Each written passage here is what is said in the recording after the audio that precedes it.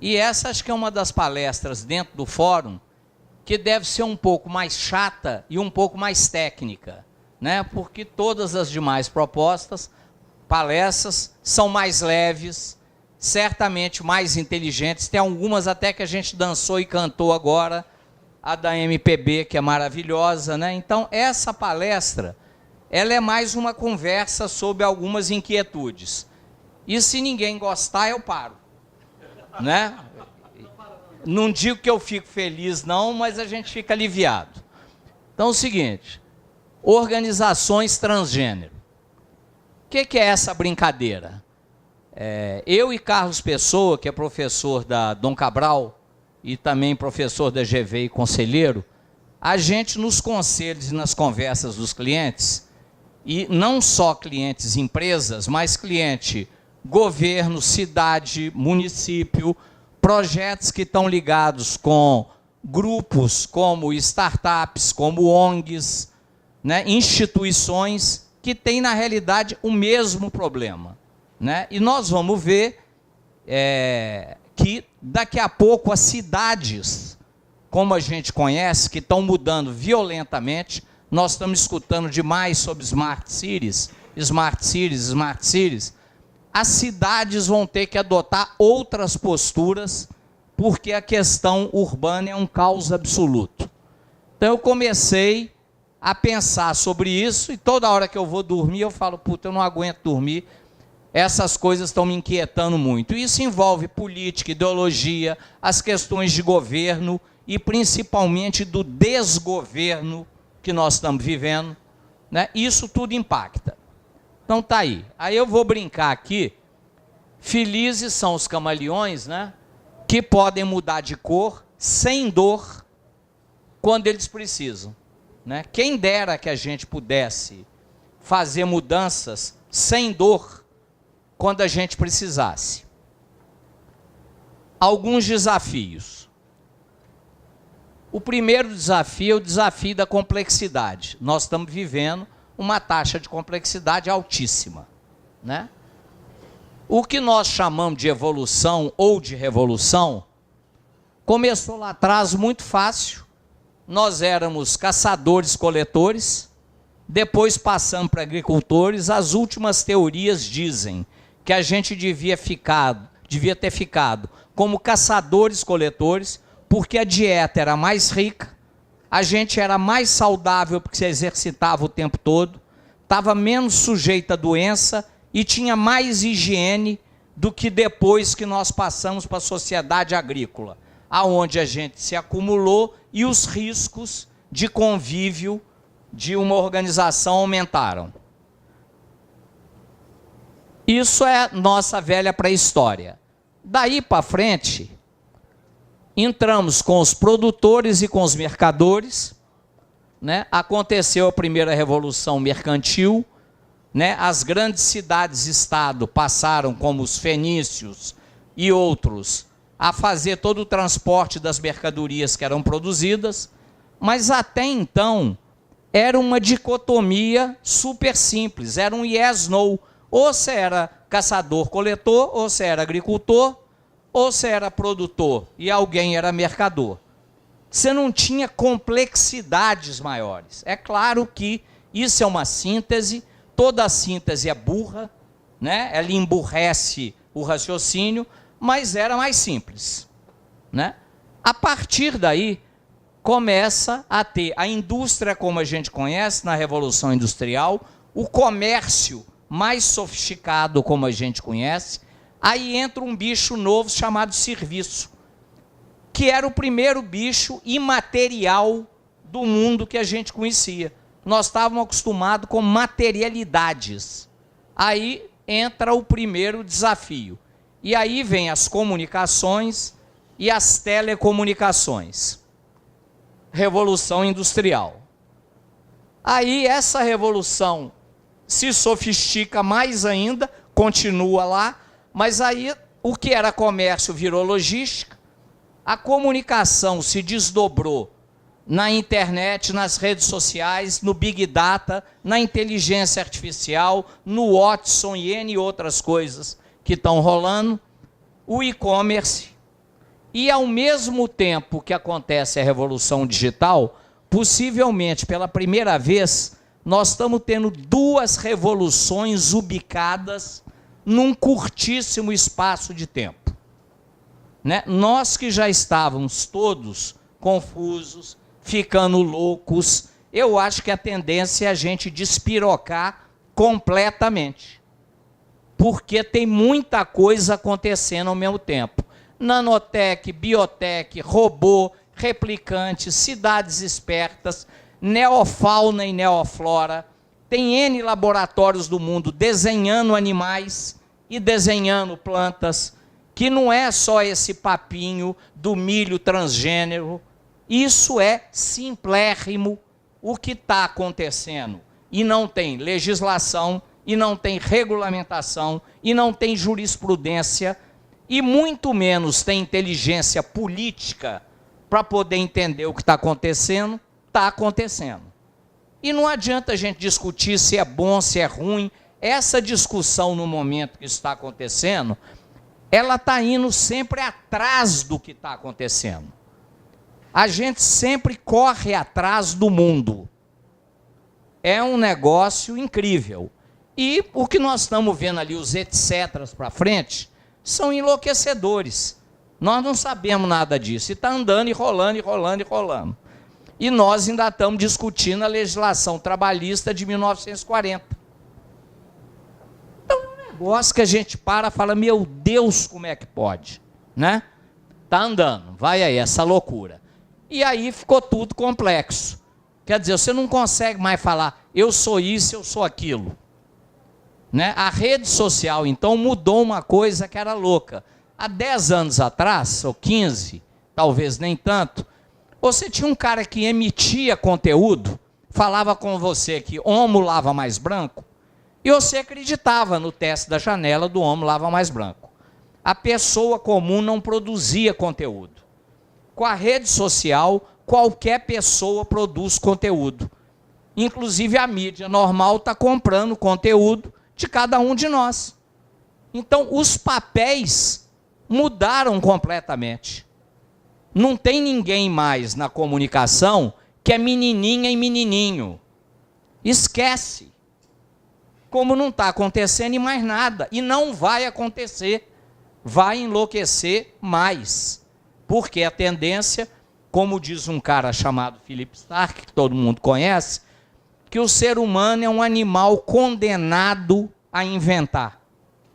O cérebro é um aparelho que vomita ideias. Então a gente não vai parar de pensar assim, não adianta. Aí vem as transformações, o mundo transformando, a sociedade transformando, as organizações transformando, organizações no sentido amplo, mais uma vez, cidades, países, instituições, ONGs, empresas, startup, corporações, seja lá o que for. E os profissionais também se transformando. Profissionais, pessoas como nós. Também mudando o tempo todo. Aí vem o segundo impacto louco, da disrupção. A palavra é muito moderninha, eu queria achar outra, mas ela hoje ainda ela é melhor para explicar que a disrupção a gente podia traduzir, o carioca entende bem. A disrupção chama bala perdida. Tá? Isso é que é a disrupção. Você está andando, indo no supermercado, comprar meia dúzia de laranja e toma um tiro na cabeça. Disrupção é isso. E isso acontece na empresa, na cidade, na vida da gente, em qualquer coisa. Disrupção não é incidente, não é acidente, é um negócio que acontece continuamente, uma mudança contínua.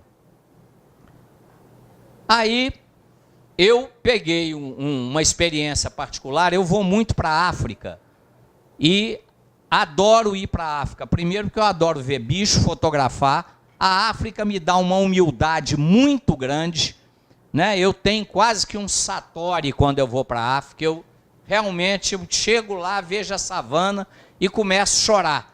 Aí eu acho que eu estou virando transgênero, que eu estou virando qualquer outro, mas aí eu disparo a chorar. Porque é um negócio que me dá um impacto muito grande.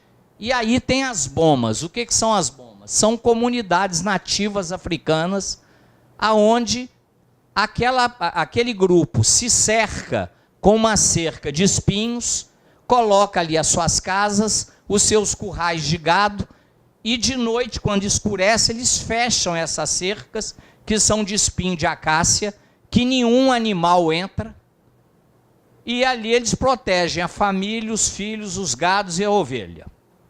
Aí a porta de uma boma,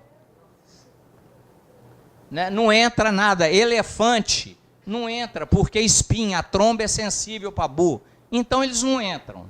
Né? Se algum de nós um dia trombar com um leão na savana, entra debaixo de uma planta de acácia, que o leão afasta, ele não vai lá, porque ele fere o nariz, ele fere o olho. Então a boma é uma invenção maravilhosa para isso. Aí tem a boma mais em detalhe, lá eles plantam os espinhos em volta. Essa é uma boma familiar, uma família grande com as filhas que casaram com 2 outros caras Maasai, e tem aí o gado comunitário e as ovelhas comunitárias. Quando o cara casa com uma das meninas, ele dá de dote ovelha ou gado. E aliás, a África ganhou agora um prêmio de design e de digital da Microsoft, que criou um aplicativo chamado iCow, que controla todos os casamentos e toda a movimentação de gado via o smartphone. Criado na África e ganhou o prêmio agora do Design Indaba na África. E aí eu pego essa brincadeira aí, ó. A boma está aí. Cerca de proteção, família 1, família 2, família 3, depósitos, gado e ovelhas. Aí vem o que começa a me preocupar muito. São as nossas bomas mentais. Essa é a nossa boma. A nossa boma é uma proteção subjetiva. A boma deles é uma proteção objetiva. O leão é real, está lá fora. A hiena é real, está lá fora.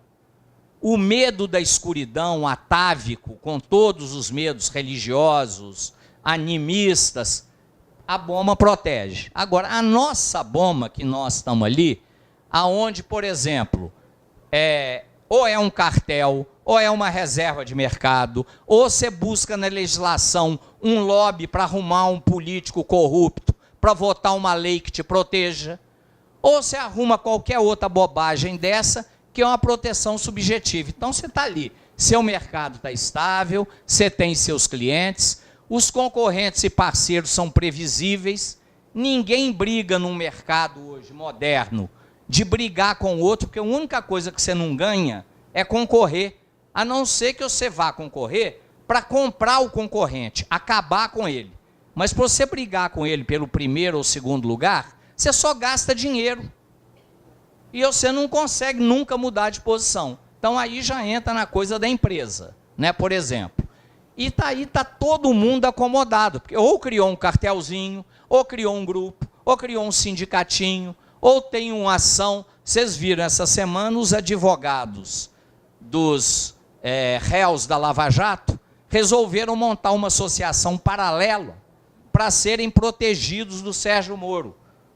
Ô, gente, é uma bomba jurídica. Dá vontade de rir, só que dançou, graças a Deus. A OAB falou, cara, vocês piraram. Né? Aquele Zenin estava lá como primeiro advogado, presidente da fundação. O que ele queria era cair fora. Quer dizer, são essas bombas. E o que acontece com isso? Isso nos gera isolamento, restrições, falsa tranquilidade, proteção e protecionismo fácil, repetição de modelo de atitude e, principalmente, um puta bloqueio de mindset. Isso nos emburrece a todos, né? E nos gera um despreparo enorme para conviver e competir. Aí o que acontece? A bomba arrebenta, porque isso não se sustenta.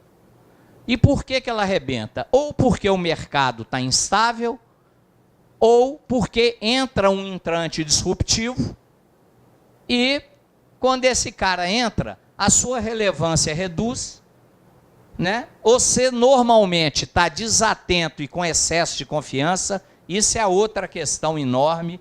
a soberba do ser humano e o orgulho do ser humano e o excesso de me, myself and I faz com que a gente se ache foda. E nós somos uma formiga numa bolota que roda no universo preto. Só que como possivelmente só 500 pessoas conseguiram ver a Terra de fora, alguns astronautas, inclusive alguns piraram. E os pilotos de altitude, mais nenhum de nós viu essa Terra no espaço. Nós não temos a mínima noção cósmica. Nós só temos uma informação de que nós estamos num cosmo. Agora, ver o cosmos, saber que magnitude que deve ser essa loucura, nós não sabemos. Né? E aí, os novos entrantes seduzem e você começa a perder seus clientes, ou seu mercado, ou a sua base de apoio, ou as suas exportações, se você é um país, né? Ou as inteligências saem da sua cidade e vão lá para o Vale do Silício, ou vão para alguma Nova York da vida, porque você não consegue mais segurar. Aí os entrantes viram concorrentes, você tem um descaso ainda, porque você tomou um primeiro susto, mas você fala, não, eu sou foda. Tem um monte de puxa-saco em volta da gente que fala, ô João, você é foda, você ganhou 2 leões em Cannes, você é, porra, a melhor agência de Belo Horizonte, eu sou a melhor agência de Belô Cocô. Porra, o que é Belô Cocô? Não é possível que eu possa achar que eu sou bom. Eu tenho que ter um mínimo de autocrítica, porque se eu fosse o melhor cara de Davos, da Escandinávia, da China, podia, mas não é. Aí, né? Por isso que a África é boa, ela te dá uma baixada assim, e você anda de 4 um pouco, e baba um pouco, ajuda para burro. E aí começa um efeito manada. A sua bomba acaba, né? Começa a haver uma união tardia, tem um abraço de afogado, aí os principais concorrentes falam, João, vamos juntar agora, porque a gente tem que achar um vereador, porque ele tem que votar uma lei, como me chamaram um ano atrás aí para votar uma lei, para obrigar o governo do estado a exigir que uma empresa que entrasse em Minas, ela fosse obrigada a escolher uma agência de propaganda mineira. Ô, gente, conta outra. Não é assim que você conquista um cliente, fazendo com que o governo exija que o cara troque a empresa que ele elegeu, que é o fornecedor dele, por você simplesmente porque você está aqui em Minas. Esquece, mas é assim que funciona essa economia ainda hoje, com todas as benesses, os troca-trocas de benefícios e etc. Né? E aí o driver do mercado muda e os clientes todos que estavam com a gente ali vão para o novo disruptivo. Aí o que nos resta? Avaliar se a gente ainda tem algum ativo que vale. Às vezes a gente tem cliente, a gente tem network, a gente tem 2 leões de Cannes, que eu vou pegar as estatuetas, mandar espremer lá no Topa Tudo, fazer 2 blocos de bronze e vou vender 2 quilos de bronze lá no Topa Tudo. Para alguém que quer fazer bijuteria de bronze, porque não vale nada. Nada, nada. Né? Eu tenho que realmente ser atrativo para os nossos instantes, me reinventar e, keep cool. Não adianta sofrer demais. O terceiro impacto é que a complexidade se juntou com a disrupção e a velocidade que isso está acontecendo aumentou. Antes a gente construía uma empresa, um projeto, um negócio qualquer, ia para a fazenda, ficava lá mexendo com os bois 6 meses, voltava, a empresa estava do mesmo tamanho, estava no mesmo lugar. Hoje você chega no lugar da sua empresa, o seu contador fala, quebrou, aqui agora tem um prédio, os supermercados BH construiu uma loja, e você acaba. Né? Porque a gente cuida mal de sucessão, a gente cuida mal de capacitar as demais pessoas para as empresas serem sustentáveis, e se fiava nos lobbies antigos. Então isso está mudando para burro. E aí vem o mundo nesse momento. Que bom que desconfigurou, mas ele está representando melhor do que a minha configuração. Por querer. Foi assim um truque. Economia cada vez mais imaterial, fragilidade dos valores e instituições. Ô, gente, isso é grave. Nós fizemos uma pesquisa há 4 meses atrás com os jovens. 67% dos jovens de baixa e média renda, eles queriam ser funks e aceitavam que o tráfico apoiasse o funk. Eu tenho filho de 22 anos que está meio aí perdido. Muita gente tem filho aqui. Na hora que eu vejo esse retrato, me assusta muito. Uma outra parte queria ser Neymar, ainda bem que tem gente que quer ser o Neymar, e uma outra parte queria ser Black Bloc. A parte que queria ser Black Bloc era maior do que quem queria ser Neymar. Então você tem uma falência total de valores da juventude. E nós estamos discutindo política partidária com representatividade eleitoral. Eu também já não aguento mais ouvir isso muito. Eu estou ficando meio ateu. Eu falei ele com Apolo, que é brother. Falei, Apolo, eu estou ficando ateu. Eu não dou mais conta disso. Eu acho que tem que ter outro modelo. Revolução digital e tecnológica simultânea. Plataformas abertas, compartilhamento, home office, co-work, interatividade, diálogo, isso vai, conteúdo disseminado. População urbana crescente, 4,5 bi de pessoas são urbanos hoje. E as expectativas até 2025 que sejam 60. E a China está fazendo uma grande parte dessa mudança. Ô, gente, isso é uma complexidade para sociedades, para cidade, para urbanização e reurbanização absurda. Como é que nós vamos lidar com esses desafios da urbanização? Não é só alargar a avenida, não é só fazer cidade caminhável, não é só fazer prédio embaixo. Tem mais problema por detrás desse negócio. Muito doido.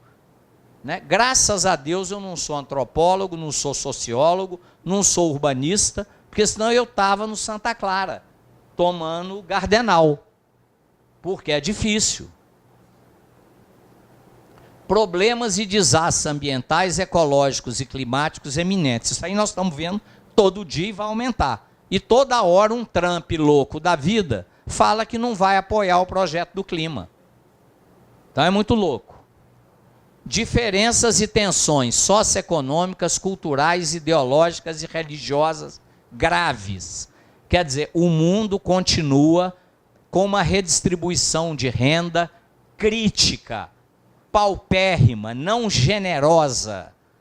Né? Nós estamos tendo um problema de imigração que é uma discussão complexíssima, porque ela envolve o problema ideológico e religioso, mas impacta na urbanidade.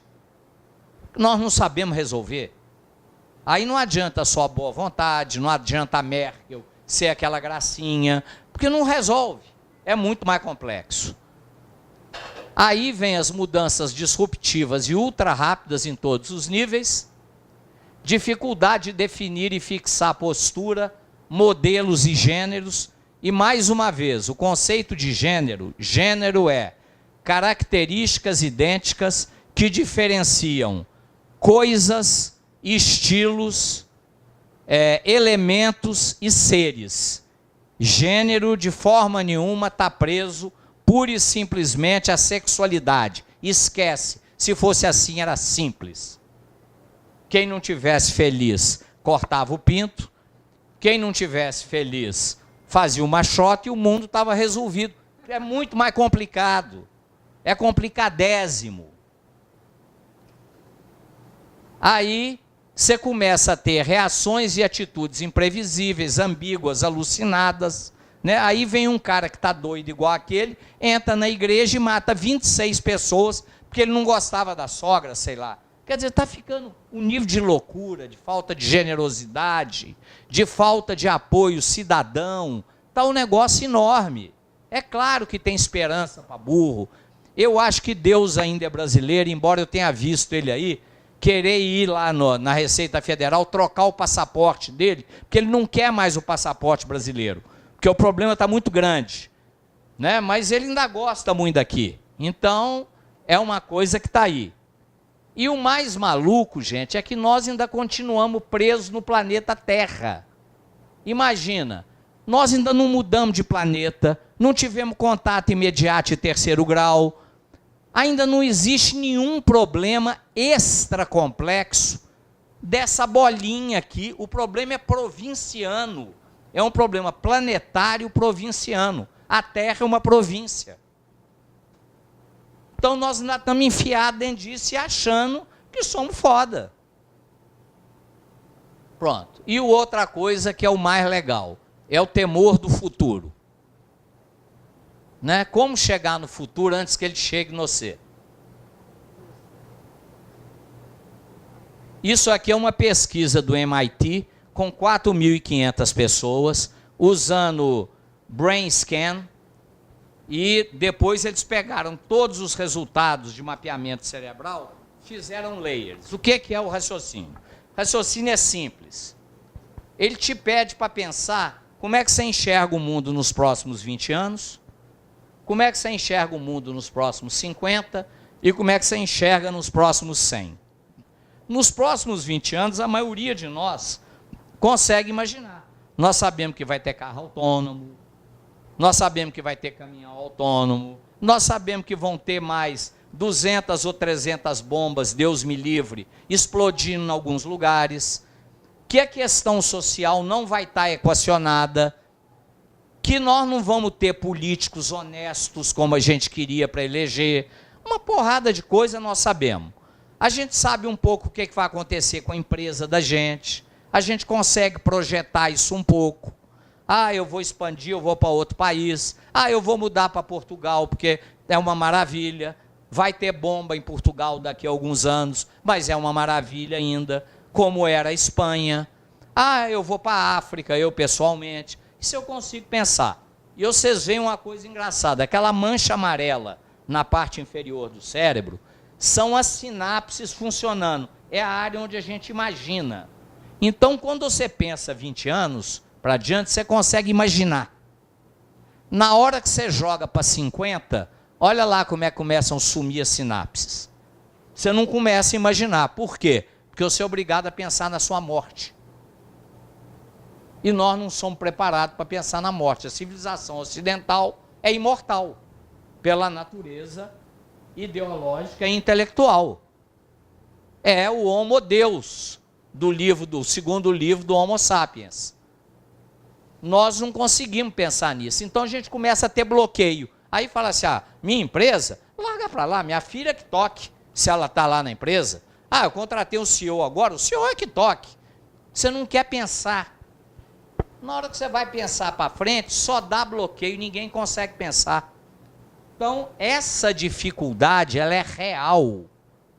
E isso impede para burro que a gente consiga avançar e lidar com questões complexas. Porque para você lidar com questões complexas, você tem que fazer projeções. Ou você tem que imaginar. Ou você tem que, se você não tem um futuro definido, você tem que criar um futuro que você acredite. A melhor maneira de você fazer um futuro é você construir o futuro que você quer. Nós não estamos, já tentamos tanto na política, construir modelos de futuro. Isso é um propósito inteligente. Agora, para isso, você tem que pensar para frente. E a gente não consegue pensar muito para frente. O nosso animal, o nosso software, o nosso hardware, foi feito por um bicho que vivia no máximo 40 anos na caverna. Ele não tem preparo para pensar demais. Isso vai demorar. Eu acho que esses riscos todos vão nos fazer melhorar o nosso computador para a gente pensar mais para frente. E aí, alternativas e porquês. Aí entra nas questões de por que a gente não consegue pensar. Olha para vocês verem. Por que o iPod não foi criado pela Sony que fez o Walkman? Que bloqueio que ela teve de fazer um aparelho que era a evolução do aparelho que ela criou? Porque ela não conseguiu evoluir. Né? Por que a fotografia digital não foi lançada pela Kodak, que inventou a fotografia digital? Por quê? Porque ela teve medo da fotografia digital rebentar a bomba dela. porque ela vendia esse rolinho de filme. E como ela não queria parar de vender rolinho de filme, ela escondeu a fotografia digital, que foi comprada pela Park Xerox e depois foi vendida para N outras empresas quando ela quebrou. O telefone é o exemplo melhor para mim. O telefone só fala, esse telefone que nós conhecemos. O gênero dele é só falar. O celular até fala. Né? Um dia a Ângela estava cansada aqui comigo, falou assim, eu queria um telefone celular que só falasse. Eles vão relançar agora um só que fala, porque nós queremos ter um detox digital. Né? Mas esse até fala. O telefone ele é tradicional. O celular é transgênero. Cada app, cada aplicativo que um celular tem é um gênero.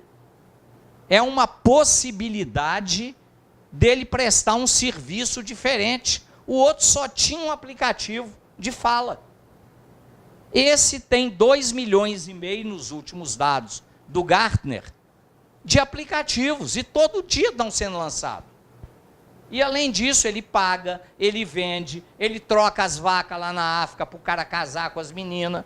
Ele faz isso tudo nesse aparelho que está na mão ou no bolso de cada um de nós. Olha que mudança de conceito que aconteceu.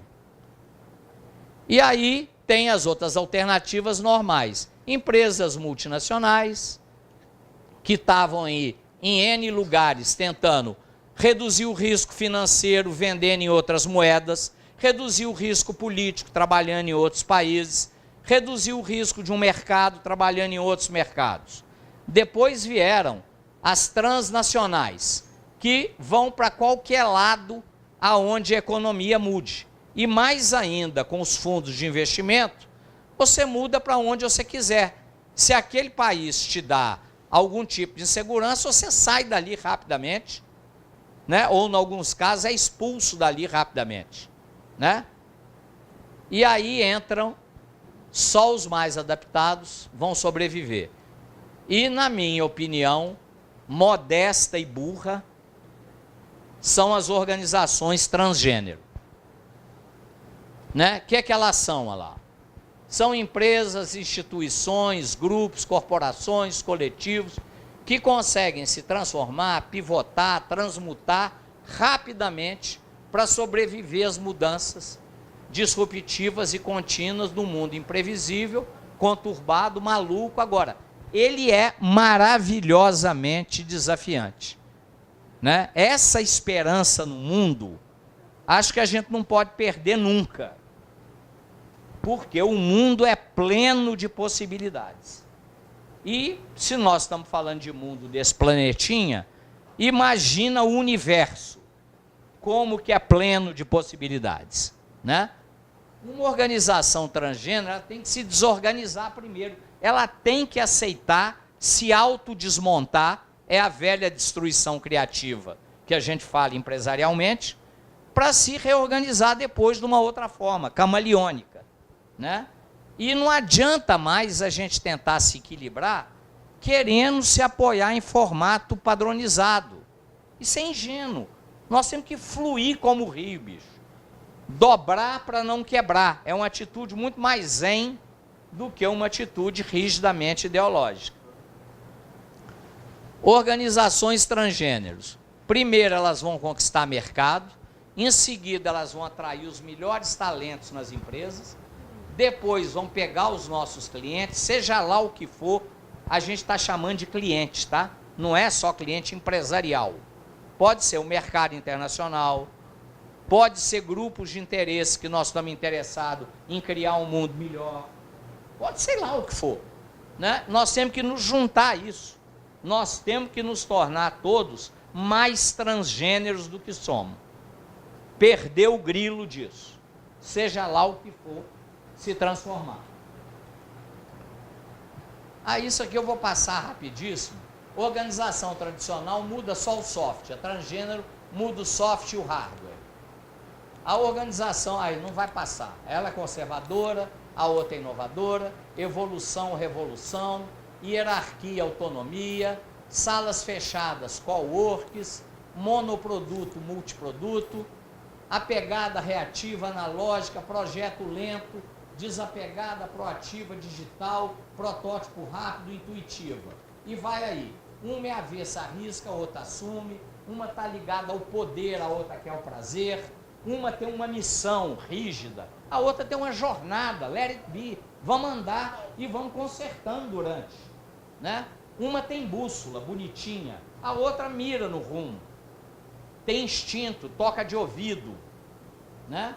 Uma é teórica, a outra é prática. Uma acredita que a árvore é o ápice daquele negócio. O outro acredita na semente, que dá milhões de árvores, né? Um trabalha, o outro brinca. Um transpira, o outro inspira. Um é quadrado, o outro é amorfo. Um anda de limusine, o outro anda de 4x4, de bike. Um é a favor da bomba e do cercado, o outro é da savana e da vastidão. E a mesma coisa aí, ó. Uns têm objetivo, outro tem propósito. Um é cheio de resposta, né? A organização tradicional. A outra é cheia de pergunta. É hiper importante saber perguntar. Um é o Trump, que quer construir o muro. O outro é o Obama, que queria construir pontes, né? O Homo sapiens, o Blade Runner, a realidade, a utopia, e vai por aí. E uma coisa muito simples, o táxi e o Uber. Matou alguns talentos em empresas transgênicas. Está acabando, viu, gente? Leonardo da Vinci, não precisa falar. O cara da Mona Lisa que ele pintou, ele projetou o helicóptero. Então, é um cara completamente transgênero. Era arquiteto, era engenheiro militar, o diabo. Raymond Loewy desenhou 50 locomotivas, desenhou marca, desenhou automóvel, fez a embalagem da Coca-Cola, ou seja, um cara multi. Philip Stark, a maioria de nós conhece. Barco, prédios, desenhou 4.600 objetos, mais de 800 cadeiras, não sei quantos projetos de hotéis, casa, etc. Tudo. Então, o cara violento. O Richard Branson começou lá com a Virgin Records, vendeu por 510 mil de pounds, montou a Virgin Airways, montou a Virgin Hotéis e agora está fazendo a Virgin Galactic. Olha a cabeça desse cara. Zaha Hadid, uma arquiteta foda, maravilhosa, morreu recente. A única Pritzker, deve ter outra, não sei, o Gustavo deve saber melhor, mas acho que não, né, Gustavo? E vai de arquiteta, urbanista foda, a designer, a estilista. Ou seja, não para, desenhou um móvel, cadeira, sapato para Melissa e coisas maravilhosas com uma estética fantástica, completamente diferente. Apple, não precisamos de falar, né? Na hora que esse cara fez esse tal desse telefone, uma porrada de coisa no mundo mudou. Tudo, tudo, tudo. E ainda fala stay hungry e stay foolish. Continue faminto e continue idiota. Né? É uma lição de humildade. Ele não era muito humilde não, mas dava essa lição. Google, a mesma coisa. De um buscador passou por telefone, por óculos, está fazendo robô militar e robô utilitário e carro autônomo. Não parou num negócio só. Tesla, a mesma coisa. Elon Musk está fazendo uma empresa chamada Neuralink de telepatia, investindo pesadamente na telepatia, né? Vai para Marte, né? Fez o Hyperloop e começou com o PayPal, que era um aplicativo de pagamento. Então você vê, porra, como que tem que ter essa vontade, né? E as grandes consultorias atualmente, que para mim particularmente na minha área, são um grande desafio, porque a Accenture hoje já é a 6ª agência de propaganda maior do mundo. E ela começou isso há 2 anos. Então, é um negócio power. E finalmente, acho que essa frase do Einstein, eu trocaria insanidade, mas é o Einstein, eu colocaria ingenuidade. É fazer sempre as mesmas coisas e esperar resultados diferentes. A gente se repetir e ficar fazendo a mesma coisa e querer que as coisas mudem, esquece, não vão mudar, né? E aí tem um movie aqui que eu não sei se eu vou conseguir passar. Você consegue aí? Que é de 2 minutos. É só dar um play nele.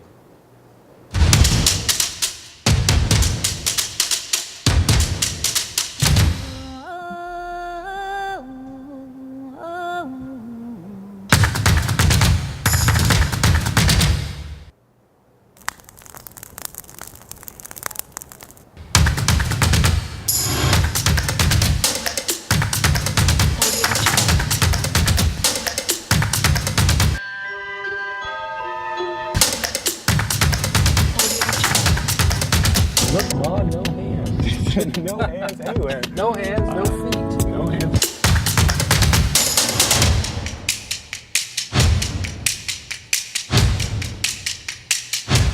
Audio Jungle. Well, now we know, because this is the new iPod Nano.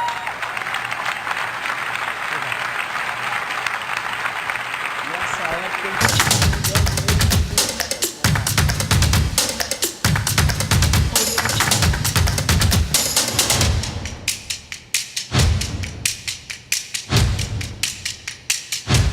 Audio Jungle. Audio Jungle.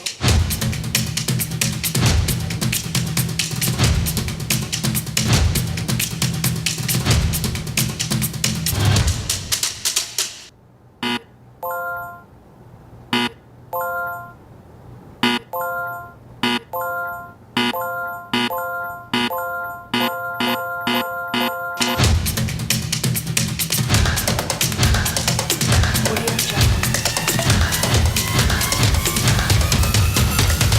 Jungle.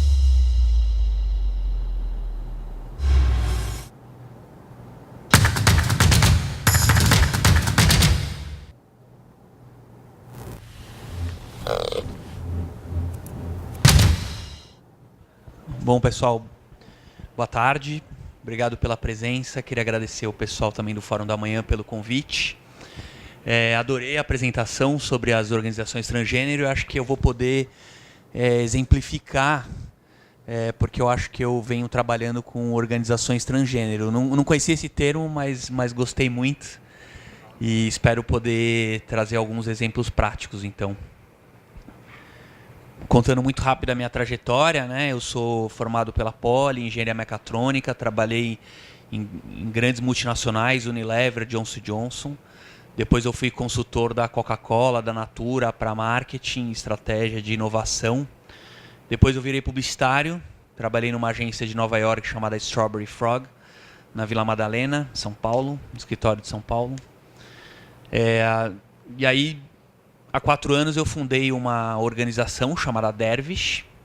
A gente trabalha com estratégia de marketing e estratégia também de inovação. Mas em um determinado momento eu achei que a gente precisava ser uma organização totalmente diferente para realmente sair algo inovador para as grandes empresas.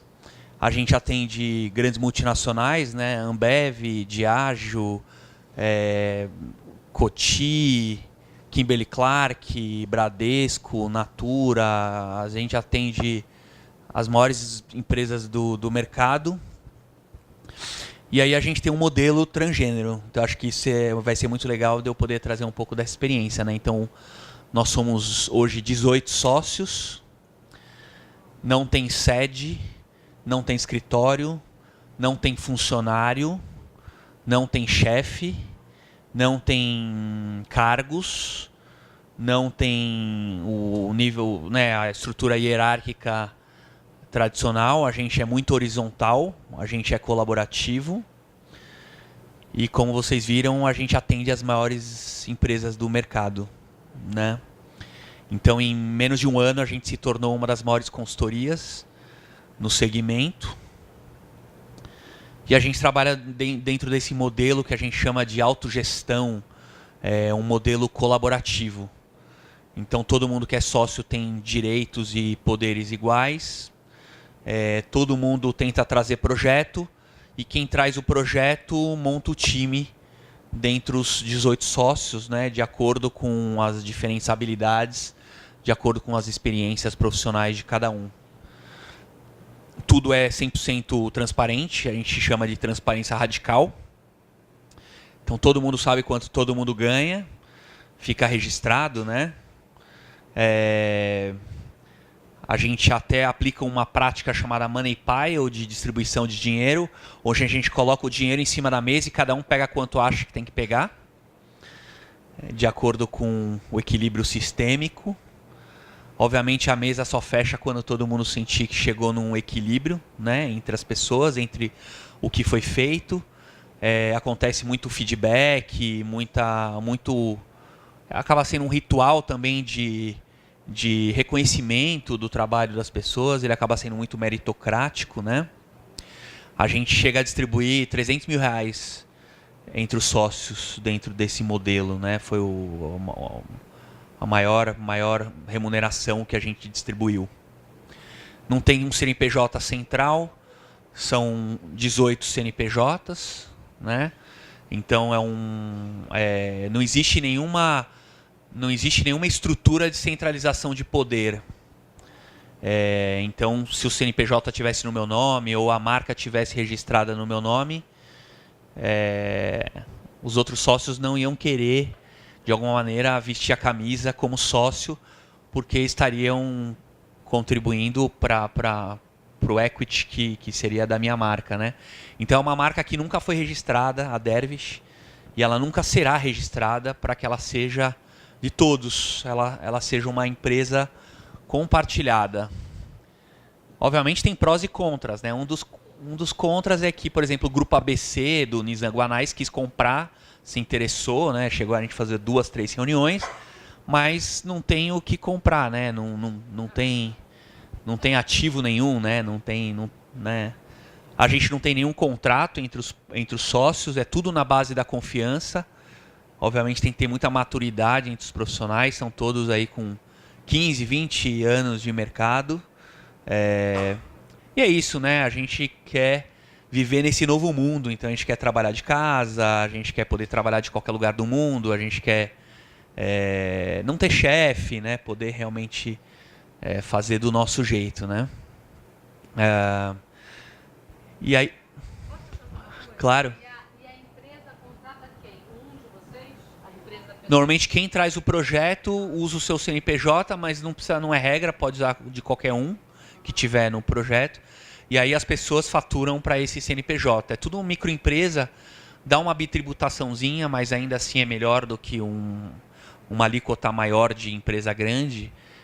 Então é tudo dentro da lei, tudo com emissão de nota, tudo com pagando imposto de renda, mas tem empresas que tem vários CNPJs cadastrados, depende do profissional que for alocado, né? Se a empresa tiver que processar, vai processar esse CNPJ? Nunca aconteceu nada disso, mas se tiver um problema, vai ser com esse CNPJ. E aí, obviamente, os sócios vão se mobilizar para de alguma maneira, resolver essa crise, né? Nunca chegou nem próximo de uma insatisfação, né? Então, todos os projetos, as pessoas ficam totalmente felizes, porque tem gente mais feliz trabalhando nos projetos. Por poder e por prazer. Isso, todo mundo trabalha por prazer, por propósito. Não, a gente... a gente tem convívio, a gente tem muita conversa, a gente usa o Slack, e aí tem vários canais para discutir, por exemplo, prospecção, é tudo transparente, qual empresa que cada sócio está indo, com quem vai falar, como é que está o andamento daquela proposta, quem que foi chamado para o projeto, mas não tem assim... A gente usa o que a gente chama de leis sistêmicas, não sei quem conhece aqui, quantos conhecem constelações familiares? Pouca gente ainda. Constelações familiares, do Bert Hellinger, né? As constelações familiares, elas se baseiam, elas dão luz a 3 princípios sistêmicos, né? Pertencimento, não exclusão. O segundo é ordem. Existe quem veio antes, quem veio depois, quem é maior, quem é menor. E equilíbrio do receber e do dar. O equilíbrio das trocas. A gente o tempo inteiro toma consciência das leis sistêmicas, desses princípios sistêmicos entre nós. Então, o próprio Money Pile, que é a distribuição de grana, ela é uma forma de chegar nesse equilíbrio sistêmico de quem trabalhou mais, quem trabalhou menos, quem tem mais experiência, quem tem menos experiência, quem trouxe o projeto, ganha mais e assim por diante. Né? Então, os princípios sistêmicos regem essas organizações horizontais, colaborativas e de autogestão. Né? Então, esse é um modelo emergente. A gente está há 4 anos, mais de 3 anos já nesse modelo. Depois da Dervish, eu fundei também uma agência de publicidade chamada Humans, que a gente tem 22 sócios também, de todas as áreas, mídia, criação, redator, diretor de arte, social media, todas as áreas. A gente atendeu o Saint Marché, que é um supermercado premium lá de São Paulo. A gente está fazendo um trabalho para Suzano Papai Celose no lançamento de fraldas descartáveis. E a gente faz jobs para o Carrefour. De novo, não tem sede, não tem overhead, não tem headcount, não tem custo fixo nenhum, custo zero, custo base zero. Uma dessas pessoas capta o trabalho. A ideia é que todo mundo capte, né? Que todo mundo tem esse papel. No começo era uma empresa tradicional e eu ficava super sobrecarregado de ter que trazer projeto, né? Eu era o cara que prospecta, mas também depois trabalha, né? Agora você capta ou te procura para fazer um trabalho, o seu CNPJ é responsável por aquilo, e você usa, no bom sentido, as outras pessoas do grupo para te... Não, quem trouxe o projeto usa o CNPJ. Então, cada hora é um. Mas você busca outros do grupo para trabalharem juntos, se for... Sim, quem traz o projeto monta um time. Aí esse... Esse time, cada um define a sua própria remuneração e isso vai direto para o cliente. Decupado, aberto, quanto que é a remuneração de cada profissional. Ou seja, esse é o modelo que a gente acredita, né, de organizações em rede. É o modelo que a gente acredita que cada vez mais vai ser o futuro. Não é a empresa monolítica com uma folha de pagamento enorme. Também não é o freelancer que a todo momento está num projeto diferente, pulando de galho em galho. Com um freelancer que também não tem o mesmo nível de comprometimento, de participação dentro do cliente. Então, todo mundo é sócio. Não é uma rede de freelancers, que isso preciso deixar bem claro. Todos os sócios tomam decisões pela organização. A gente tem um modelo de tomada de decisão de que todo mundo pode já tomar decisão considerando que já está consensado. A gente entende que todo mundo tem maturidade para tomar a decisão. Então, você tem carta branca para tomar uma decisão e, obviamente, os outros sócios podem bloquear se acharem que ela é muito ruim, mas o fato de já estar consensado agiliza muito os processos. Então a gente não precisa sentar em roda para ficar debatendo se faz aquilo, se faz aquela parceria, se vai naquele evento, se prospecta daquele jeito. Isso dá uma velocidade enorme. Né? Não, tem um limite, né, que é o senso de comunidade. No fundo é uma organização que é uma comunidade, né? Então precisa ter muito afeto entre as pessoas. A gente precisa se gostar, precisa ser amigo, né? É como uma tribo.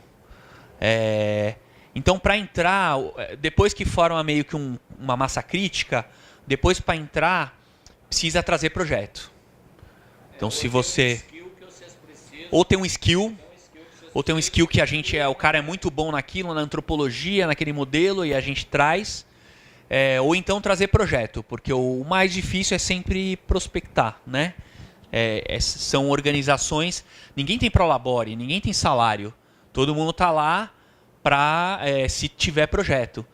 Então a gente depende muito desse perfil empreendedor dos profissionais. Isso é muito difícil. Então, na Dervish, dos 18, 10 trazem projeto. E esses 10 hoje sobrevivem, são remunerados a partir da Dervish, né? Uma coisa que é interessante é que todo mundo é livre para fazer outras iniciativas, ter outras empresas, ter projetos autorais, spin-offs. Todo mundo é livre. Então, como ninguém lá é assalariado, ninguém é funcionário, ninguém tem prolabore, ninguém tem salário, então você dedica as horas que você quiser. É totalmente, quase que voluntário, né?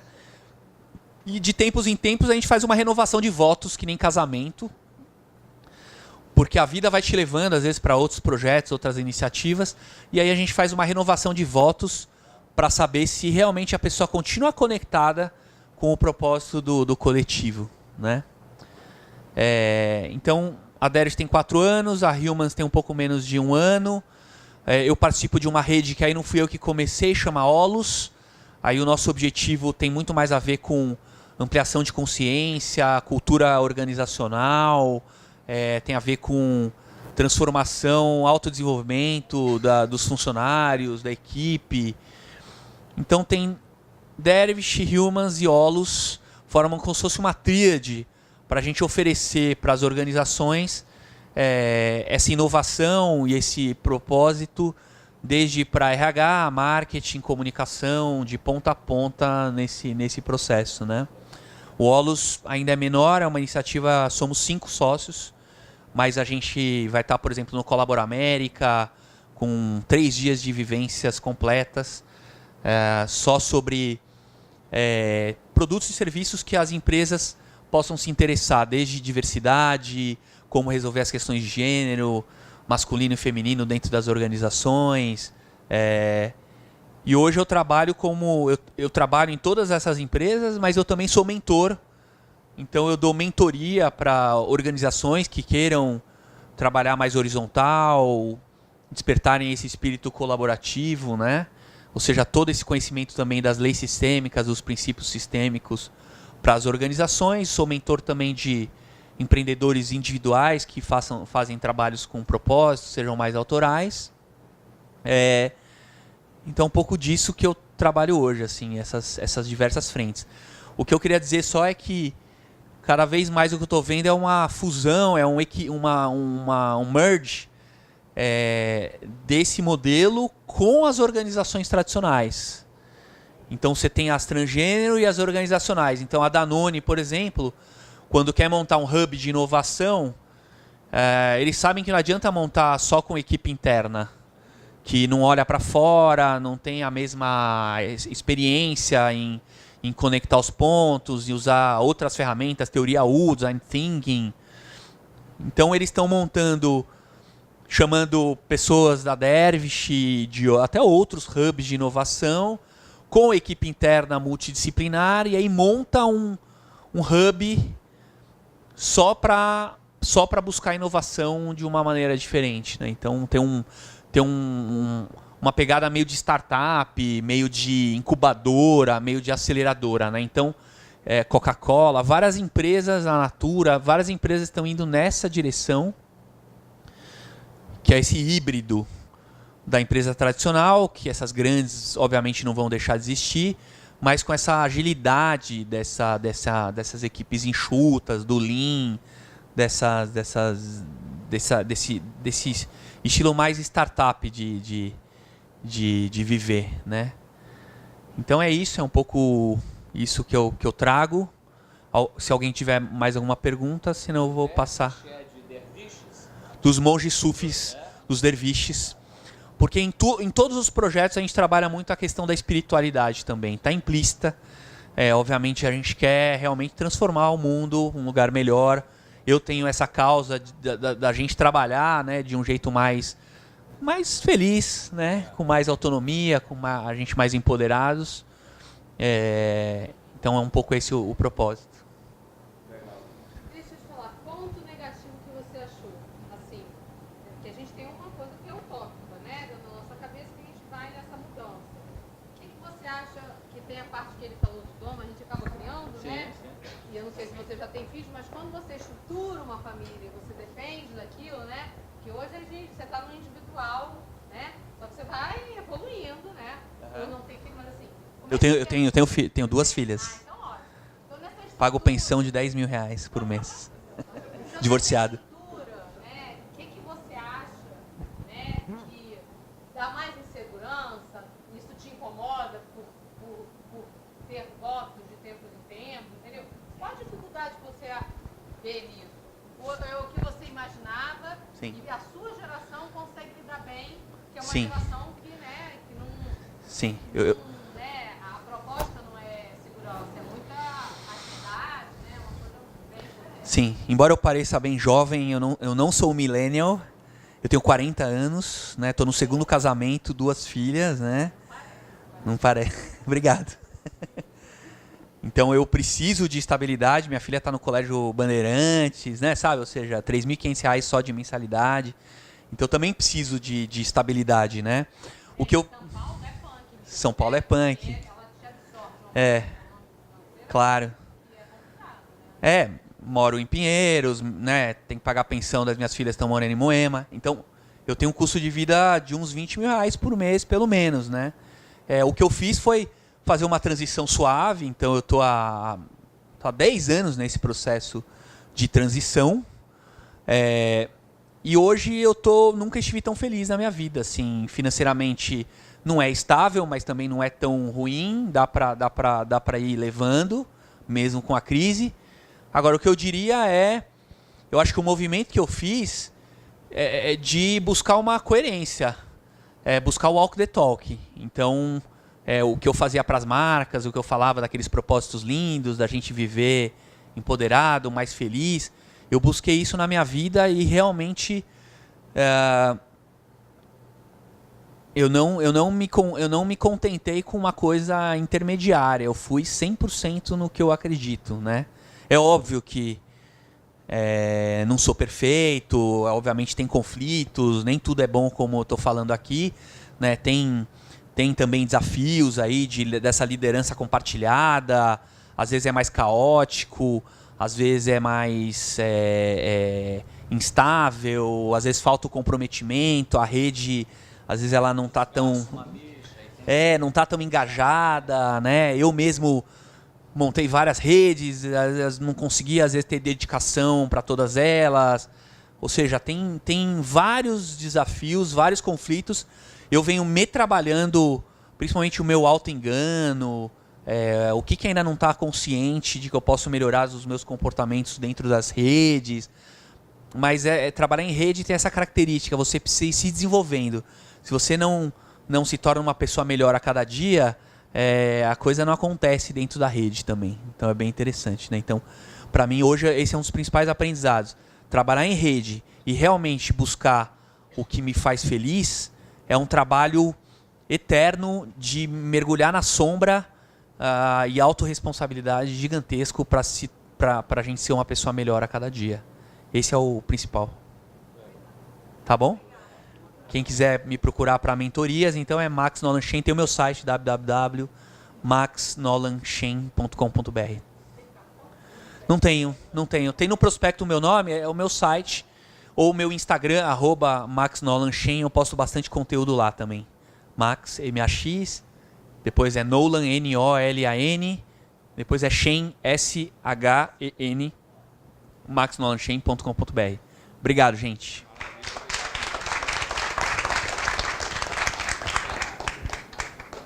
Parabéns aí pela...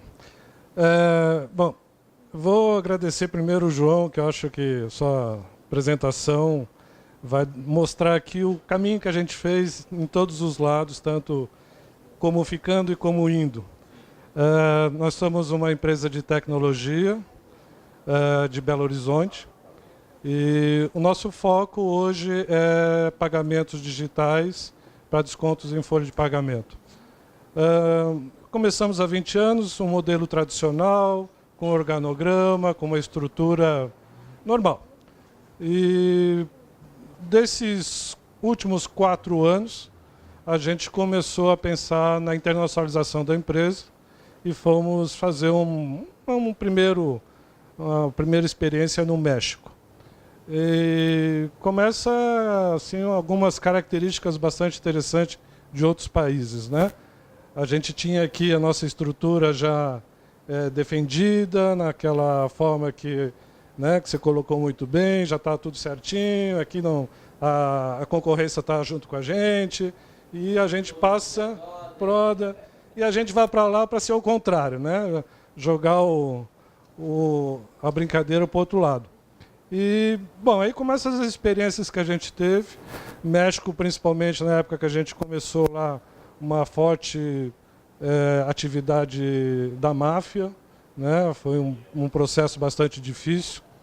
E a gente conseguiu adaptar o nosso produto, nossa tecnologia, naquele país. Já estamos há 3 anos lá, bem-sucedidos. E aí começamos assim, vamos continuar a nossa vida, né? E a gente foi, então, a Portugal, bem mais tranquilo, bem mais fácil. E depois conseguimos ainda avançar a Espanha, Itália e Inglaterra. Então, um pouquinho da diferença, o que a gente fez, como você coloca as suas bombas lá, que você tem as suas famílias, né? Então, o que a gente fez? Criamos as nossas bombas mesmo, só que uma daquelas famílias era nossa. As outras famílias é daquele país. A gente sempre tentou e fortaleceu com que o nosso produto, a nossa tecnologia, a nossa expertise ficasse permanente nesse país que a gente estava trabalhando. A gente não fez uma transferência de tecnologia. A gente entendeu que alguém da nossa vivência tivesse lá dentro.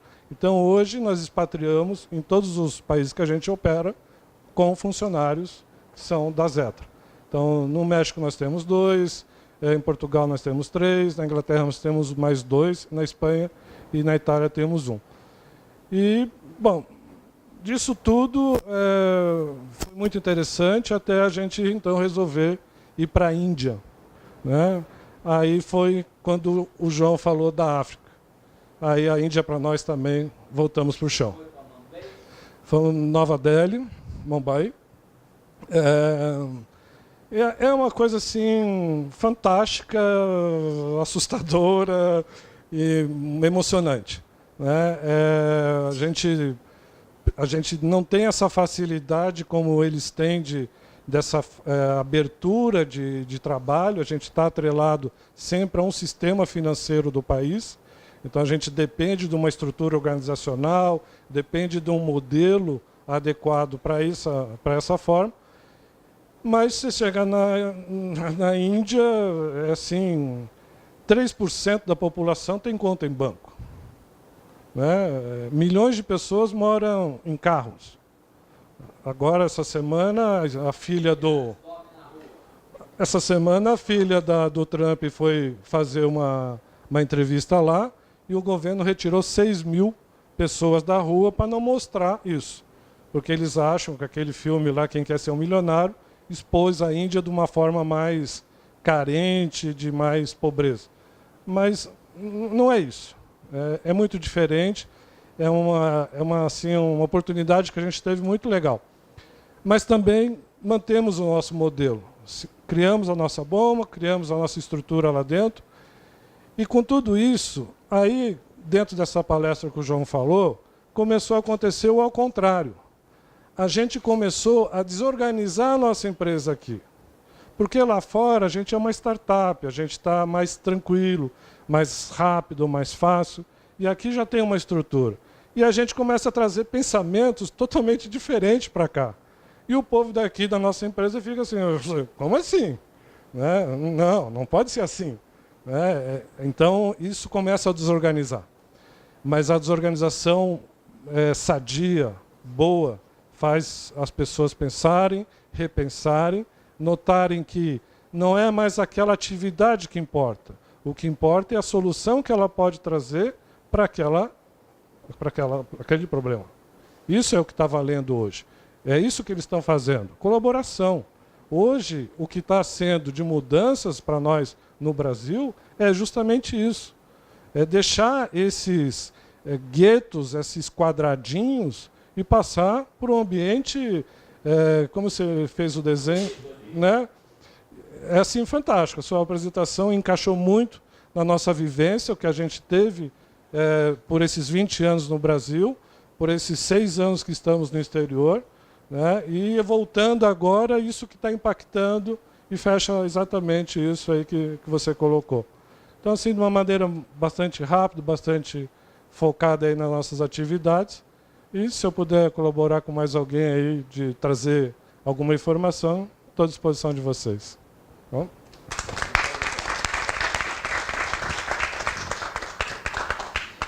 Agora já está boa noite, né?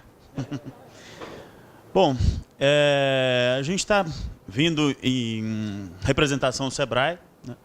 E eu queria trazer uma reflexão dentro desse contexto, já que a gente está pensando um pouco do Brasil de amanhã, como o foco do Sebrae é o desenvolvimento da economia nacional, ou trabalhar esse desenvolvimento a partir do micro e pequeno negócio, eu gostaria que a gente pensasse um pouco mais sobre como é que está o pequeno negócio se a gente pensar nesse contexto das empresas transgêneros. O meu trabalho dentro do Sebrae é a área de consultoria e treinamentos para micro e pequenos negócios. Então tem gestores, tem muita empresa familiar, né? Mas é engraçado que a gente percebe o quão eles estão distantes de tudo que a gente está conversando aqui. E como é que a gente consegue evoluir se eles estão tão lá atrás? A gente encontra no dia a dia, a maior parte dos pequenos negócios não tem uma... Bom, eu formei em marketing. Comecei a dar consultoria, trabalhar em empresa de consultoria em Belo Horizonte. Comecei a trabalhar na área de marketing, consultoria. Quando eu chegava para a pequena empresa para trabalhar a área de marketing dela, eu tenho um histórico de ser filho de empresário, de ter feito curso técnico, então me dou bem na área de matemática e em finanças. Eu tinha meio que a obrigação de largar a área de marketing para trabalhar a área de finanças, porque o empresário não tinha nada. Ajudar o cara a montar a DRE dele que não existe. Exato. Ele não tinha um controle o controle dele financeiro era basicamente zero. Ele não tinha quase que informação nenhuma. E eu não vejo tanta mudança de antes para hoje, não. Eu comecei, enfim, também estou mais ou menos na mesma ideia, né? Estou com 37, e eu comecei gerenciando empresa com 20 anos. E eu não vejo tanta diferença do pequeno empresário de antigamente para o pequeno empresário de hoje. Às vezes eu vejo que tem pontos positivos, o fato da informação estar disseminada do jeito que está. Então, muitos deles, principalmente os mais novos, eles são muito autodidatas, eles conseguem fazer muita coisa e avançar bastante. Em muitos dos casos, tem que dar mão à palmatória aqui agora, em muitos dos casos, às vezes até vão além do próprio Sebrae, né? Porque o Sebrae ainda não está tanto nesse contexto trans, né? Mas eu queria trazer um pouco dessa reflexão. Como é que a gente consegue avançar, sendo que a gente tem também uma representatividade muito grande de pequenas empresas na nossa economia, e principalmente pela quantidade de pessoas, como que a gente consegue avançar e construir uma cultura nova amanhã, sendo que grande parte dessas empresas ainda estão numa cultura de eu não preciso de estudar, eu não preciso de conhecimento. Eu tive numa cidade tipo Muriaé, que é uma cidade de cerca de 100 mil habitantes, mais ou menos aqui na região, a gente trabalha na região Zona da Mata e o Campo das Vertentes, e eu estava dando uma palestra sobre empreendedorismo para uma faculdade. Não era uma faculdade top de linha, mas era uma faculdade. E no meio da palestra eu falei sobre e-commerce. Eu tive que explicar o que era e-commerce. Eu estava dando uma palestra numa faculdade, eu tive que explicar o que significava a palavra e-commerce.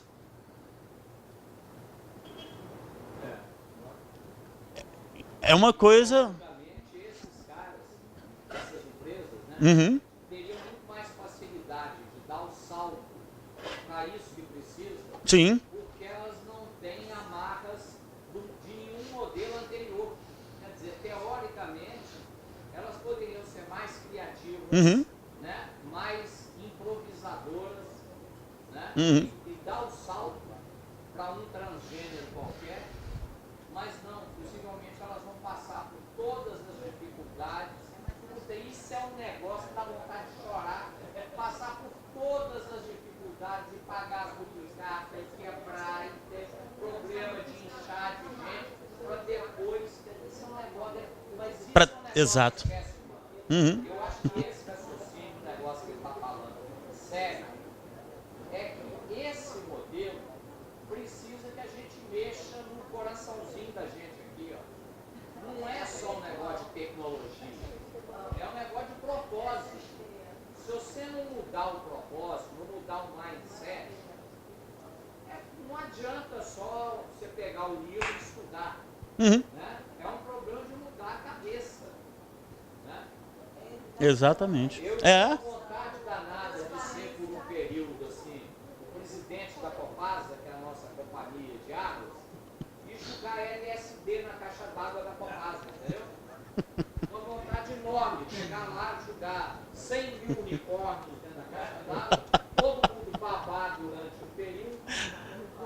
aí tá ficando de jeito. Né? É um negócio enlouquecedor, porque vão sofrer todos os estágios, vão entrar na fila para cadastrar, para buscar, e vão entrar no refis. Porra.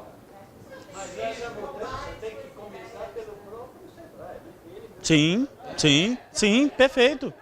Sim. O Sebrae, certamente, eu atingi o Sebrae 4 anos. A 1360 foi a agência do Sebrae até o ano passado. Todos os lançamentos, história de sucesso, aquelas campanhas todas, como nós fizemos. O Sebrae, possivelmente, das instituições todas, que não são governamentais, são privadas, mas tem interface, que eu conheço, é a única que funciona efetivamente. Assim, agora, ainda tem a distância, porque também o negócio que ele está falando. Eu acho que a gente precisa de ter empresário transgênero. Não adianta a gente querer ser transgênero se o empresário é straight. Ele não pensa aberto. Aí não vai adiantar, pô, é difícil, né? Sim. Agora, acho que os desafios vão obrigar as pessoas a mudar. Você deve ter visto na Índia, Babu, o que tem de tecnologia de sobrevivência, de gambiarra, que chama Old Judai na Índia, que é a nossa gambiarra. Os caras são altamente criativos, os africanos também. Quer dizer, essas mudanças estão acontecendo. Mas a gente tem meio um corpo mole. Quer dizer, se não mudar a pessoa, que é o que ele está falando, mudar o propósito, né? Isso é uma nova organização. Vai mudar, porque ninguém vai sobreviver assim. Sim. E exatamente acho que é a questão da gente mudar, a gente, pelo próprio Sebrae, começar a mudar. E a gente está num processo pesado de mudança de cultura.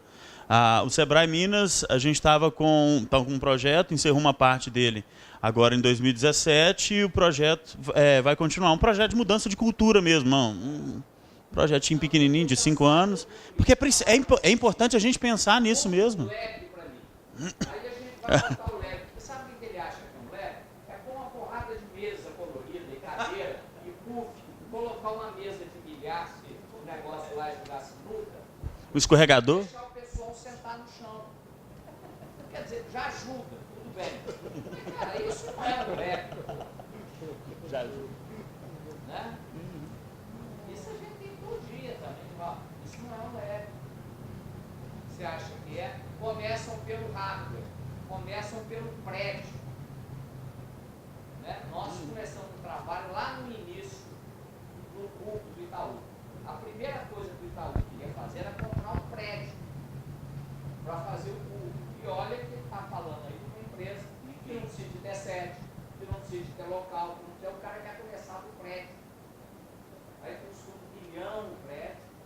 E o que você põe de conteúdo para rodar no prédio?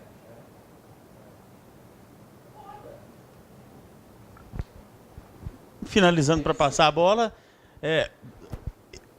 essa questão é importante, a gente tem que ter essa mudança lá no Sebrae, está passando por essa mudança, mas a gente acaba ficando um pouco fora. Você começa a criar alguns tipos de evento e muitos desses eventos às vezes não tem público, porque está muito mais avançado do que às vezes o próprio empresário. Então, ele, de certa forma, o Sebrae está com duas áreas. Ele está se distribuindo, eu vejo, nos produtos que ele tem, de uma certa forma, de duas formas, vamos colocar assim. Porque um tipo de empresário, às vezes, ele não está tão avançado, então ele fica buscando aquelas questões, às vezes, tradicionais. Um outro grupo de pessoas, geralmente, o filho do dono ou alguém que está querendo empreender, ele já está com a cabeça lá na frente. Ele pode ser do grupo dos millennials, por exemplo. E ali eu estou tendo que avançar e criar uma série de coisas voltadas para a área de inovação para conseguir atender esses dois públicos ao mesmo tempo. Mas a questão principal que eu queria mais trazer mesmo era esse questionamento. Porque às vezes eu vejo... A minha vida inteira sempre foi pequena empresa. E a gente vê em, enfim, várias palestras, treinamentos, faculdade, etc., né, estudos que a gente faz, sempre tocando o ponto com grandes empresas. E a pequena empresa, às vezes, não é tão valorizada, não é tão vista, e eu tenho uma paixão também pela pequena empresa. Eu acho que a gente precisa de pensar tudo junto, porque não dá para ir um cantinho do Brasil e outro cantão do Brasil ficar. Então era essa um pouco da contribuição que a gente tinha para fazer aí hoje. Para a gente foi um prazer e eu também me coloco à disposição.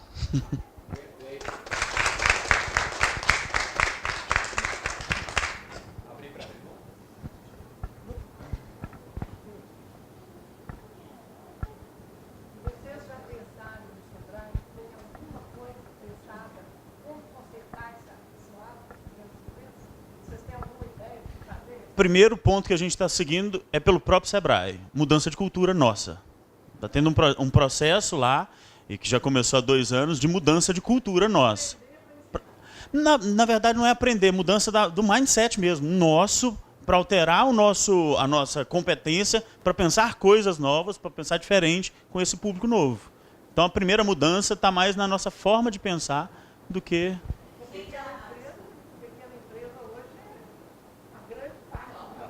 Sim, sim, sim.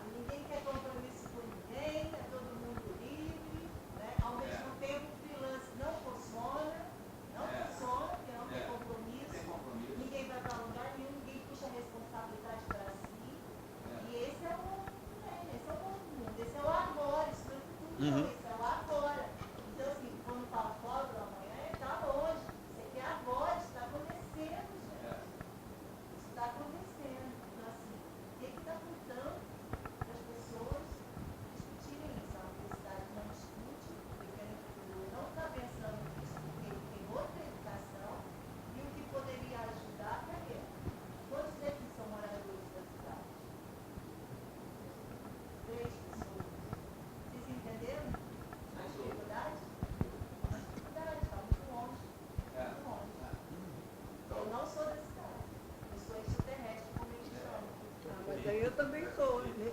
Nós viemos pra cá. Quando nós viemos pra cá. Isso não é amanhã, isso é agora, isso é hoje. Isso é hoje. Mas eu me considero, eu não tenho esse Mas é por isso eu me mesmo considero que da cidade, eu vim por aqui por opção. eu vim por opção e eu acho que por isso mesmo esse fórum é Eu tô há importante. 6 anos. Porque a gente tem que começar também a agir em função das pessoas que estão convivendo com a gente aqui. Então a gente se sente meio caído de paraquedas, as pessoas às vezes têm uma certa resistência quem vem de fora, mas se a gente tiver alguma coisa que a gente possa ajudar para que a comunidade cresça também, daqui a pouco essas coisas vão ficar mais tranquilas. Eu acho que falta a gente abraçar a população e buscar capacitação, coisa que o Sebrae tem feito, mas que realmente não alcança a maioria da população da cidade. Os jovens aqui estão realmente muito sem perspectiva. E eu tenho conversado com muita gente. Não, então assim, isso é sério, porque assim, a gente tem uma cidade de São João do Rei, que é uma universidade federal, que está formando médicos, arquitetos, engenheiros, filósofos, né? Está formando. Cadê essas pessoas? Ao mesmo tempo você tem escolas aqui, básicas. E a outra questão, né? A questão do emprego. Pô, vai formar Vai acabar. que vão ser substituídos. Esse negócio, no dia que o Pierre Marcones foi lá na agência conversar com a gente, eu chamei para fazer uma palestra. O seu emprego vai acabar. O meu emprego ia acabar. Aí eu falei assim, Pierre, pelo menos o meu não, você protege o meu. Porra, vai acabar, cara, do jeito que nós conhecemos. As lojas, essas lojinhas abertas ao público, elas estão funcionando. Você compra na internet, vai buscar. É bala perdida mesmo. É bala perdida. Então, queria fazer uma pergunta. Eu entendo assim que esse empreendimento transgênero é fundamental a questão do propósito, né? É a linha meta. A pessoa tem que ter a intenção de ter tá focada de uma maneira diferente. Agora, e também que, um transgênero, uma coisa transgênero não é um freelancer, tudo bem. Agora, e que essa atividade está atendendo grandes empresas que não têm a flexibilidade, quer dizer, nesse momento, não tem a flexibilidade para se colocar fora do sistema e para pensar o sistema, né? Então, a minha questão é a seguinte, na questão do propósito, quer dizer, basicamente você monta um empreendimento que é um empreendimento econômico, quer dizer, que tem fins comerciais e que de uma maneira ou de outra acumula capital. Quer dizer, a questão é essa, que capital é esse, né? E como é que ele é acumulado? Porque se não é só um freelancer, né, que é um cara que faz lá um negócio e ganha um prolabore, de certa forma, quer dizer, como é que se acumula isso, né?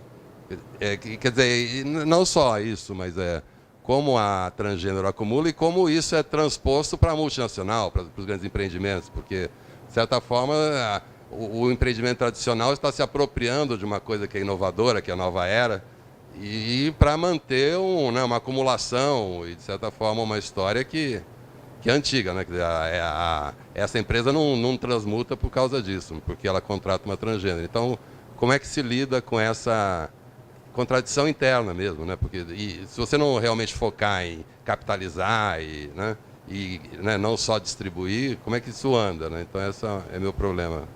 Se puder não.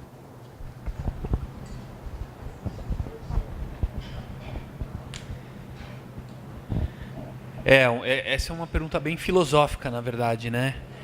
Eu entendo que a transição que a gente está vivendo é sair de um modelo hierárquico de comando e controle para um modelo em rede, da sociedade em rede, onde o poder é distribuído e o poder está na mão das pessoas. O que eu entendo é que essas grandes multinacionais, essas grandes corporações, elas vão ser cada vez mais enxutas também e vão ser cada vez mais horizontalizadas e vai trabalhar em rede com mais gente. Então eu entendo que o dinheiro ele vai começar a fluir de uma maneira mais distribuída entre as pessoas. Então é isso que eu acredito, assim, que vai ter no futuro vai ter uma melhor distribuição desse capital. Vai estar tudo transparente, vai estar no blockchain, todo mundo vai saber quanto todo mundo ganha, isso vai tender a um equilíbrio maior, menos disparidade de salário, então... Não, tudo bem, mas ainda a gente está pensando no trabalho, remuneração do trabalho, mas eu acho que o que acontece é a acumulação, né? O trabalho faz uma coisa rodar por fora, que é o dinheiro gerando dinheiro, né? Gerando poder, gerando conglomerados e coisa e tal, né? Quer dizer, o projeto chega a esse ponto de poder, né? Ou a gente está falando só em satisfação pessoal, né? Eu trabalho com essas grandes multinacionais, mas cada vez mais trabalho com o empreendedor que é individual. E esse empreendedor individual, hoje ele consegue ter 10 mil seguidores no Instagram, no Facebook, 100 mil, 500 mil e consegue ter uma influência muito grande, né? Então, eu também entendo que as grandes multinacionais, talvez elas comecem a perder poder e menos concentração de capital, e o pequeno empreendedor, mas ainda não é o pequeno empreendedor massivo, é aquelas pessoas que puderam estudar muito, né? Ainda é de uma elite, embora está mudando, tem gente de favela que já está o jovem da favela hoje está com a mesma condição de um cara que é formado pela GV de elite, né? Mas essa transformação ela ainda é lenta, mas ela está acontecendo. Então eu estou vendo que o poder está indo para as pessoas de verdade, né? E aí não sei se respondi a sua pergunta. Eu queria fazer uma pergunta para você. Nós fazemos parte de um grupo que pensa o trabalho para as pessoas 60 a mais. E nós não acreditamos em emprego, não estamos querendo um novo modelo. Esse grupo se reúne semanalmente há quase um ano. E agora estão surgindo os negócios. E aí, como é que vai se organizar isso? Nós não queremos virar uma empresa. Em rede. Em rede. Queremos que seja em rede. Mas aí é o seguinte, a única formalização possível, viável e tudo isso, é uma ONG, uma entidade sem fins lucrativos. Não. Para nós podermos, por exemplo, trabalhar. Nós estamos fazendo um projeto agora com um shopping.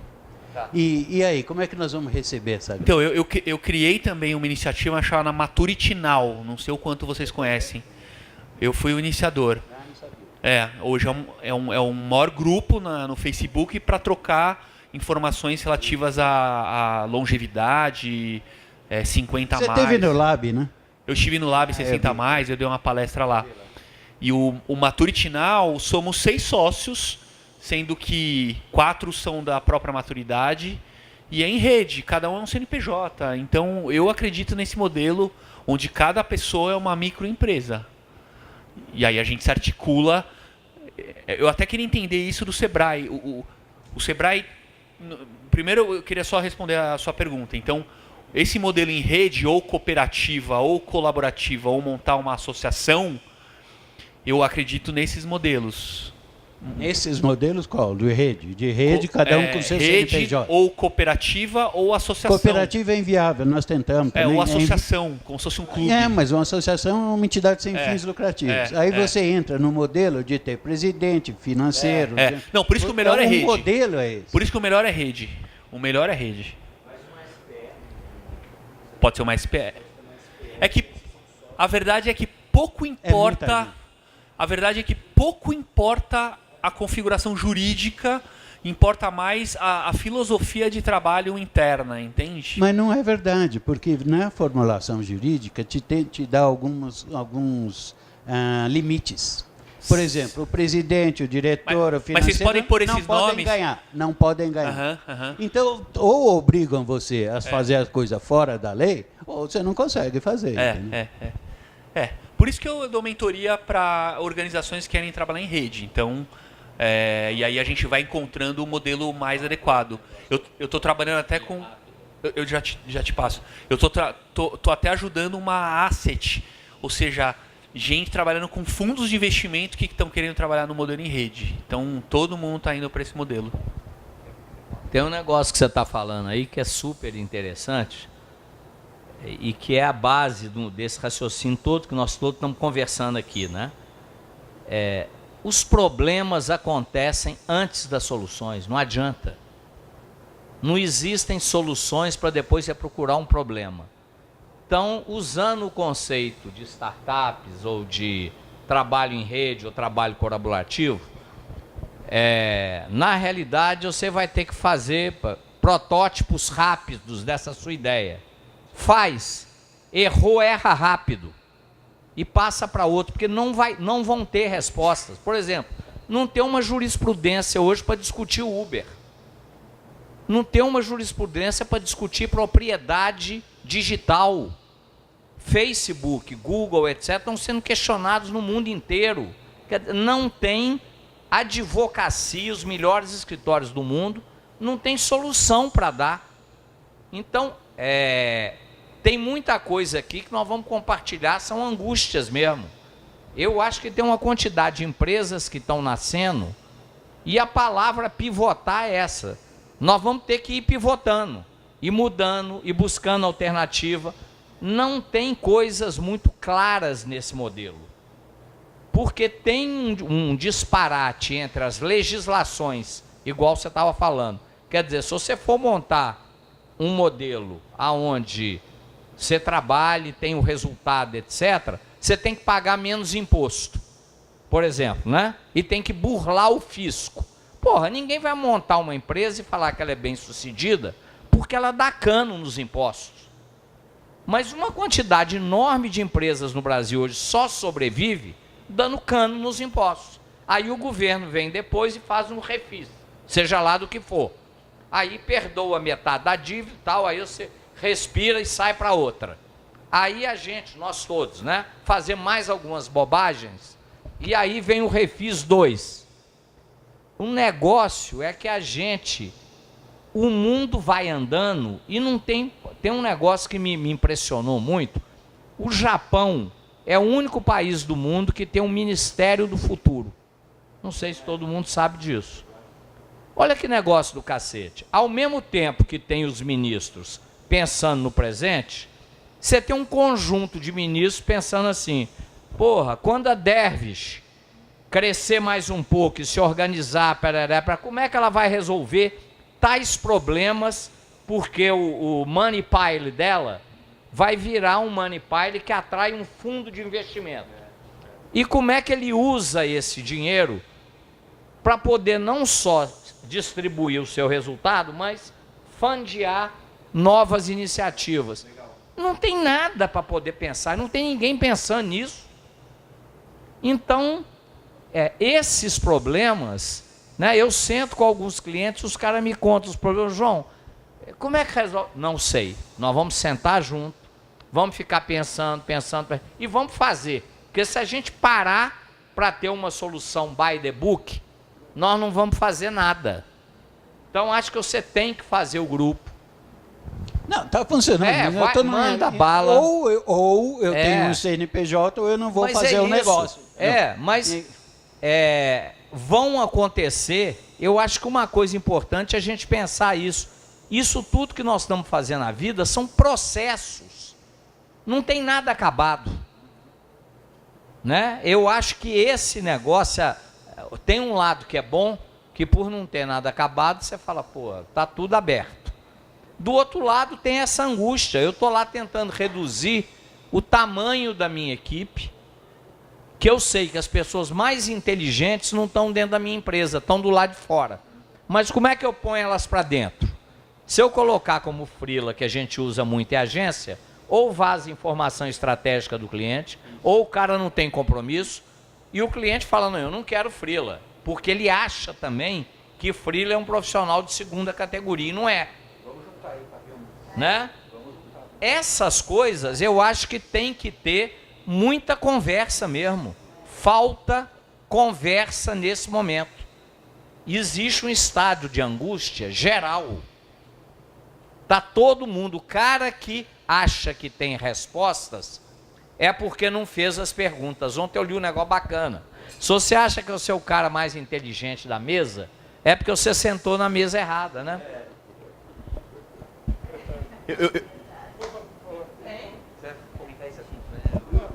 Só complementando também, todas as experiências que a gente teve lá fora, a gente também foi com essas angústias.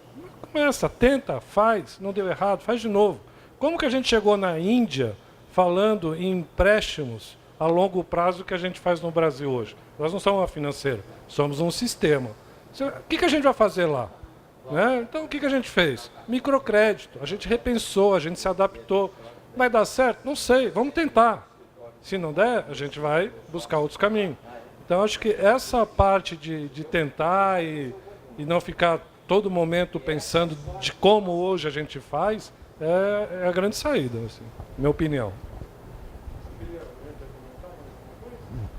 Eu queria fazer uma pergunta para o Sebrae, se o Sebrae está olhando essa questão da rede, de juntar esses micros, sei lá, tem 10 micros que querem falar de alimentação saudável, veganismo, por que não juntar em rede, juntar essas habilidades, porque aí o pequeno pode virar grande. Eu queria saber se o Sebrae está começando a olhar para essas iniciativas. A partir de agora, pode começar, né? Olha, para ser sincero, sim, de cadeia de fornecimento, sim. Me falta um pouco de informação, porque a minha área dentro do Sebrae é a área que está cara a cara com o empresário. Essa parte mais estratégica eu não estou completamente envolvido. Eu estou mais na execução dos treinamentos, etc. Mas tem vários projetos na área de cadeias mesmo que são muito interessantes. Não tanto... Sim. Uhum. Sim, e para falar a verdade, isso aí tem vários. Tem grupo de cachaça, tem grupo de produtor, de artesanato tem vários. Mas acho que a partir daí podia começar muito a rede. Pois o conceito de rede eu não sei. Eu imagino que talvez nem tenha, esteja sendo discutido, mas eu não vejo isso exatamente em prática. Prazer. Conversar. Algo mais? Super obrigado, então, pela presença.